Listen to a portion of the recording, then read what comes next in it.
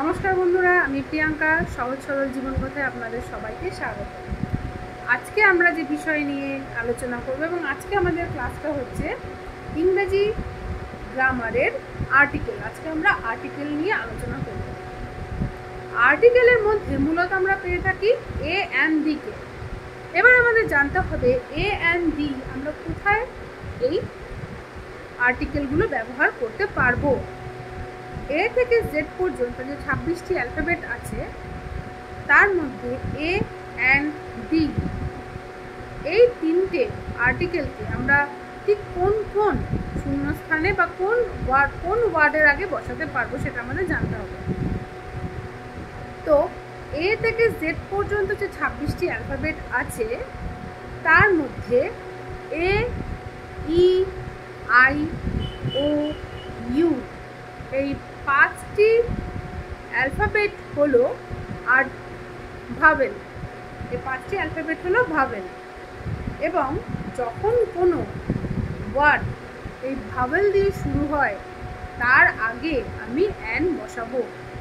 তাহলে আর্টিকেলের মধ্যে আমরা তিনটে শব্দকে পেয়ে থাকি এ অ্যান্ড দা।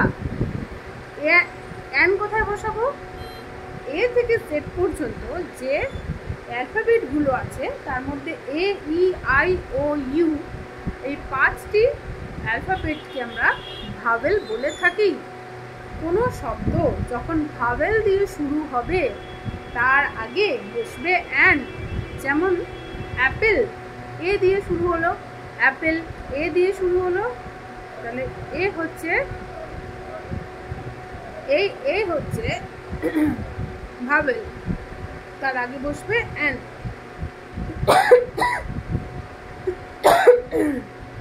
সরি,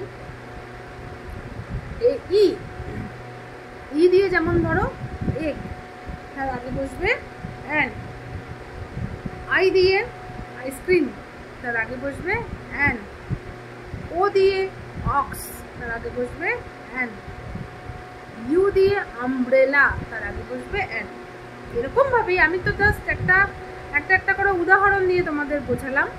এরকম ভাবেই এই যে শব্দগুলো আমি বললাম এরকম ভাবেই এ দিয়ে কোনো শব্দ শুরু হলে তার আগে অ্যান বসবে, ই দিয়ে কোনো শব্দ শুরু হলে তার আগে অ্যান বসবে, আই দিয়ে কোনো শব্দ শুরু হলে তার আগে অ্যান বসবে, ও দিয়ে কোনো শব্দ শুরু হলে তার আগে অ্যান বসবে, ইউ দিয়ে কোনো শব্দ শুরু হলে তার আগে অ্যান বসবে। কারণ এ, ই, আই, ও, ইউ এই 5টা অ্যালফাবেট হলো ভাওয়েল। ভাওয়েল দিয়ে শুরু হওয়া শব্দের আগে অ্যান বসে। আশা করি সবাই এতটুকু বুঝেছ। এরপরে আমরা জানবো এ কোথায় কোথায় বসছে। এ বসবে এই 5টা অ্যালফাবেট বাদ দিয়ে বাকি যে যে অ্যালফাবেটগুলো আছে সেই অ্যালফাবেটগুলো দিয়ে যখন কোনো শব্দ শুরু হবে তার আগে অ্যান এ বসবে। যেমন bat, cat, dog, frog, fish. তার এরকম বাকি যে অ্যালফাবেটগুলো আমরা জানি, পেন, এই অ্যালফাবেটগুলো দিয়ে যখন কোনো শুরু হবে ওয়ার্ড তার আগে বসবে এ। এবং দা কোথায় বসবে? যখন এমন কোনো একটা ওয়ার্ডকে মেনশন করবে নির্দিষ্ট করে এবং যেটা এই পৃথিবীতে একটাই আছে সেটা, অথবা নির্দিষ্ট করে যখন কোনো ওয়ার্ডকে বোঝাবে তখন সেখানে আমরা দা বসাবো। যেমন ধরো এক্ষেত্রে কোনো ধর্মকে, কোনো জাতিকে, কোনো পাহাড় পর্বত, কোনো দেশ, কোনো রাজ্য, কোনো গ্রহ, তারা, নক্ষত্র, এই ধরনের যে নামগুলো থাকে বিশেষ বিশেষ নাম এবং নির্দিষ্ট করে বোঝানো হবে তার আগে বসবে দা। যেমন ধরো বললাম হিমালয়ান্স বা হিমালয়, তার আগে বসবে দা। যদি আমি বলি আমেরিকান বা আমেরিকা, তার আগে বসবে দা। দা সান, একটি আছে, পুরো আমাদের বিশ্বজগতে একটি সান আছে, তার আগে বসবে দা। মুন, একটি আছে, দা। এরকমভাবেই তোমাকে যদি এরকম কোনো ওয়ার্ড বলে দেওয়া হয় যেটা নির্দিষ্ট করে তোমাকে বোঝাচ্ছে যে আমি এই জিনিসটাকেই বলছি, এবং এছাড়াও এমন কিছু যেটা এই পৃথিবীতে একটি আছে, হিমালয় পর্বত একটি আছে, কৈলাস পর্বত একটি আছে, সান একটি আছে, মুন একটি আছে, এই ধরনের কোনো নাম থাকলে বা ইন্ডিয়ান, আমেরিকান বা হিন্দু, মুসলিম, এই শব্দগুলোর আগে কিন্তু দা বসবে। এর মধ্যেও আরেকটা ডিফারেন্স যেটা আছে সেটা হলো, আমি যে বললাম প্রথমেই যে ভাওয়েল দিয়ে কোনো শব্দ শুরু হলে তার আগে অ্যান বসে এবং কনসোনেন্ট, বাকি যে অ্যালফাবেটগুলো থাকছে সেটা আমি আগে মিস করে গেছিলাম, তার জন্য আমি সরি। বাকি যে অ্যালফাবেটগুলো থাকছে সেগুলোকে আমরা বলি কনসোনেন্ট, এবং এই কনসোনেন্টের আগে বসে আ মানে এ।